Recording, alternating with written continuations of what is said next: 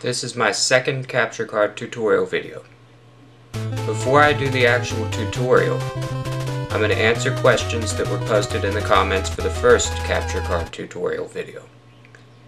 If you haven't seen the first video, I posted a link in the description of this video.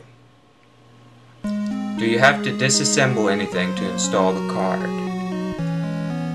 Basically, all you have to do with the card that I'm going to be referring to in all these tutorial videos, just turn your computer off, unplug it, remove the side panel, open a PCI slot. Computers will come with 4 or 6 PCI slots normally. One will be in use with a predetermined device that was installed into your computer before you bought it.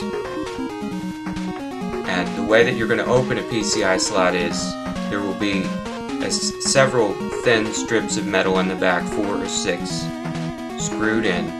You just remove the screw, pull the slip of metal off the back of the computer, and then it'll be just like putting an N64 game in the console.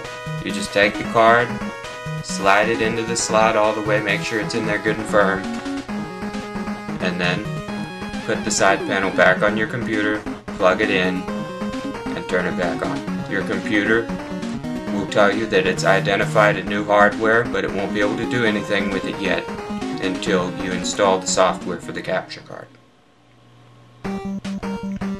Do you have any experience with external capturing equipment? Well, basically the difference between external and internal is external can be very easy to set up. You know, you can just plug it in a USB port or something like that. Just install the software. But you're always going to be more limited with an external card than an internal card, because it's not actually part of the computer. You'll have less quality settings to choose from. You know, like if you're recording an MPG, they might only give you 1 or maybe 2, and you might not be able to manipulate the color, contrast, and brightness of the video quite as well. With an internal card, if you take the time to install it, I mean actually physically install the hardware into the machine, the computer, you'll be able to do just about anything you want to do. Any quality setting, MPEG, AVI, WMV, maybe even other settings, which probably wouldn't be compatible with most things, but anyway. And then the color, contrast, brightness, just as easy as it would be changing those on your TV. You just flip a few switches, click a few buttons, and you can capture just the way you want with internal. So that's the advantage to internal. What do you recommend that is in stores? Well, when I bought my capture cards in 2004 and 2005, there really wasn't anything available in stores back then. But you could buy a card already installed in a new computer from a store that was really basic, and you couldn't change the quality or the color, brightness, contrast. You were stuck with one setting that usually isn't compatible with Windows Movie Maker. But technology has come a long way since then. I would imagine if you went to a specialty store with electronics, you could buy a card now, and it depends on how picky you are.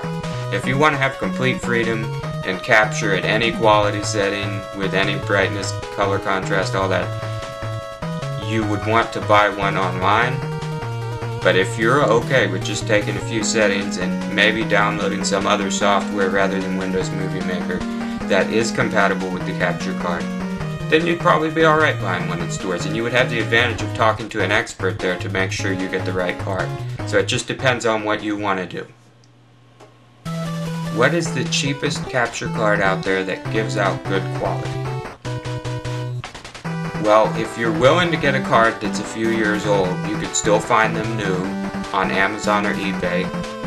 My card is from 2005 that I'm using right now, and you can see that the quality is just fine, the video quality. If you're willing to buy something a little older, you can get a card that's still new, pre-packaged. Nobody's opened it. You'd have to look hard, but you could find one for $50, maybe a little less. If you buy something new, it might have a few advantages to it. It might be more of an HD, 3D kind of card, like, you know, TVs are going in that direction. might have some added features. It'll cost a little more, maybe like $100. Or if you want to buy a really super duper card, you know, there are ones for $500 or $1,000 to do these really amazing things. But it's really not necessary if you just want to capture high quality videos and upload them to YouTube. So I would say anywhere from $50 to $100. That's about right. I have an ATI TV Wonder Pro already. I just don't know how to get the right software for it. The software should come in a CD with the card. If it didn't, you can go to the ATI.com website. They should have something you can download there.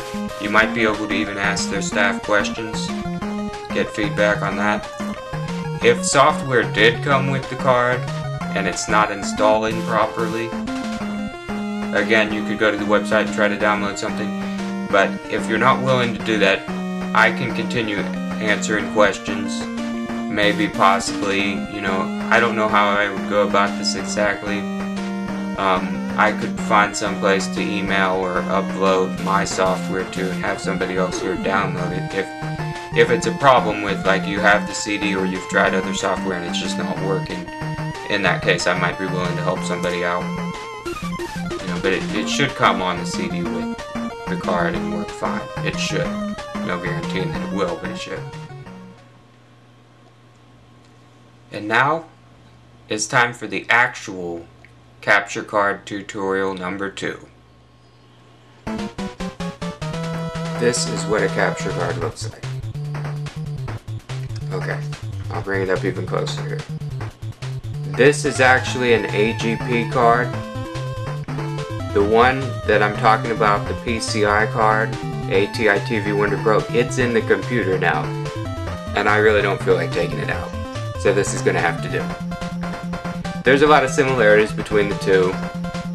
The PCI card is a little smaller than this and it's green, but most of the other concepts will be the same for the two cards.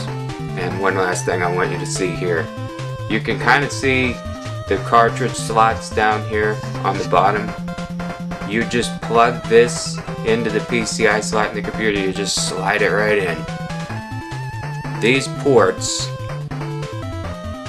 will stick out of the back of the computer after you open the slot, and you can plug stuff into them. That's how, you know, that's how you would hook your N64 or cable TV or anything else up to a capture card. Alright, this is one of the only things that's going to be different between the PCI and the AGP card. The PCI will be a lot easier than this. You get this weird thing that comes with the AGP card. If I were going to install the AGP, this thing gets hooked to this square-shaped port on the back. This is for the sound and a lot of other things. You can hook computer monitors up to these two blue ones, and some kind of AV cables can go to these. But what I'm really focusing on here is this black wire. This would go into the line-in port on the back of the computer. It's a blue port located right next to the green port that computer speakers are plugged into, which I'm sure most of you have done. It'll usually be to the left side of the green speaker port. Again, that's a line-in port, it'll be blue. With the PCI card, all you get is a two-ended wire. Both ends look like this.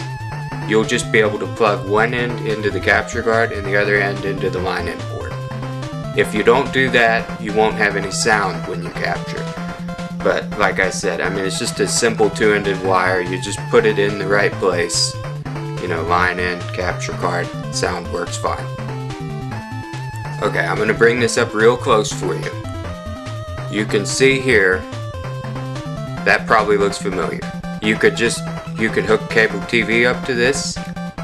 If you want to hook an N64 up this way, you can. Or you could hook a VCR, DVD player, anything. Just right there. Very simple to do.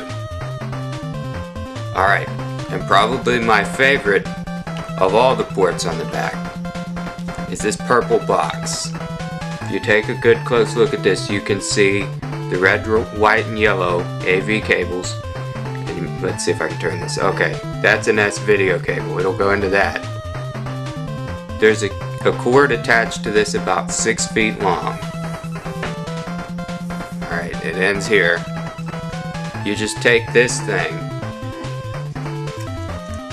use the other port on here, not the cable port that sticks out. There's one that goes in here on the right side. You would plug this into the capture card, just like that, and then you can take an AV cable or an S video cable and put it into the purple box and capture that way. That's my favorite way to do it.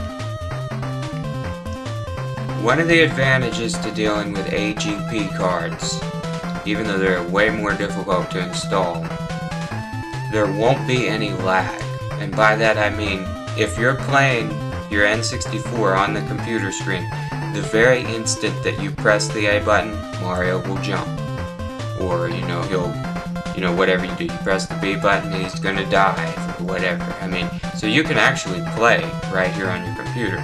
With the PCI card that I'm recommending, it's way more easier to set up, and I'm recommending it because AGP cards, they tend to take up all day. They can give you fits if you're not really savvy with this computer science stuff. I mean, if you are willing to go through all that, and there's also no guarantee. I mean, some computers just aren't compatible with certain AGP cards. It's kind of risky buying one if you don't know what you're doing. And I'm not enough of an expert to take an AGP card and say whether or not it's compatible with one computer. But if you do have an AGP card and you get it installed properly, playing without any lag, I mean, that's really cool. You just sit here on your computer playing the game. With a PCI card, it's going to be about a second behind, so there's not really any way that you can just sit here and play. There is a way around this problem, and I'll explain that in the next video. But if you're watching TV, or you're recording a video from a VHS tape or a DVD that you've recorded yourself playing Super Mario 64 on, then it'll work just fine. It doesn't matter if it's a second behind for that. It's just when you're trying to actually play, that's a problem. Alright, so that does it for my second capture card tutorial video. If you have any questions, leave them in the comments below. I'll answer them in the next video. And I'll make sure that I let you guys see how I overcome this problem of the PCI card having a 1 second lag. Really not a difficult thing to do. And you can still capture yourself playing live, which is the highest quality way to do it. You just have to have a way that you can put it on your TV and your PC at the same time, not giving anything away. Yeah. Alright, so until next time.